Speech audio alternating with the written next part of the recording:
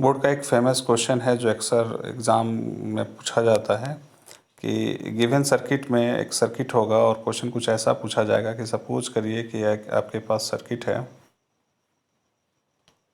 और सर्किट में यहाँ पे एक्स दे रखा है, यहाँ पे इस तरह का सिंबल दे रखा है, यहाँ पे वाई दे रखा है। इस सर्किट को कंप्लीट करेंगे और बाद में आपको इस तरह से दिया रखा है। फिर से डायग्राम देखेंगे। सपोज कीजिए कि आपके पास एक सर्किट है। इस सर्किट में यहाँ एक्स दे रखा है, प्लस माइनस, बीच में एक इस तरह से सिंबल दे रखा है, दूसरा सिंबल यहाँ पे वाई दे रखा है। इस सिंबल को जेड मानेंगे। इस तरह से सर्किट आएगी और यह सर्किट इस तरह से कंप्लीट की जाएगी। इसको मान लिया जाएगा के।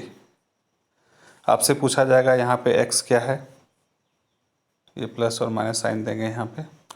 ये पूछा जाएगा एक्स क्या है, तो हम बताएंगे एक्स हमारा एमीटर है, चूँकि पैरेलल में ये वाई जुड़ा हुआ है तो ये हमारा हो गया वोल्ट मीटर। ये हमारा वेरिएबल रेजिस्टेंस है जिसको रियोस्टेट के नाम से जानते हैं, सो के हमारा होगा रियोस्टेट। ये बल्ब का सिंबल है तो यहाँ पे हम लिखेंगे जेड हमारा बल्ब है। तो यहाँ पे इस तरह के क्वेश्चन ज़रूर पूछे जाते हैं बोर्ड एग्ज़ाम में कि एक्स क्या है तो हम बताएंगे एमीटर है, वाई यहाँ पे क्या है तो हम बोलेंगे ये वोल्ट मीटर है, एम क्या है हमारा बल्ब है, और ये जो हमारा वेरिएबल रेजिस्टेंस की जो हमने यहाँ पे सिंबल दी है, सर्किट सिंबल दी है, तो इसको हम कहेंगे वेरिएबल रेजिस्टेंस या रियोस्टेट कहेंगे। तो आप लोगों को समझ में आ गया होगा। नेक्स्ट टॉपिक में हम लोग डिस्कस करेंगे ओम्स लॉ के बारे में कि ओम्स लॉ क्या होता है। ओम्स लॉ को समझने से पहले कुछ कंसेप्ट को समझेंगे। सपोज कीजिए कि एक आपका वोल्ट है और एक आपका करंट है, 2, 4, 6, 8 यहाँ दे रखा है, 1, 2, 3, 4। यहाँ पे देख रहे हैं कि जैसे जैसे हम वोल्टेज बढ़ा रहे हैं, जैसे जैसे हम वोल्टेज बढ़ा रहे हैं वैसे वैसे हमारा करंट भी बढ़ रहा है।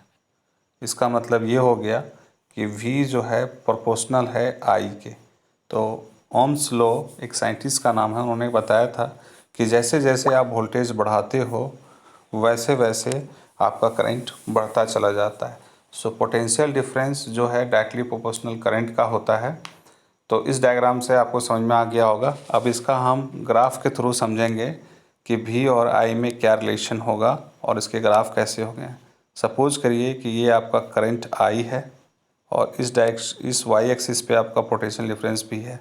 तो जैसे जैसे करंट बढ़ रहा है वैसे वैसे पोटेंशियल डिफरेंस बढ़ रहा है।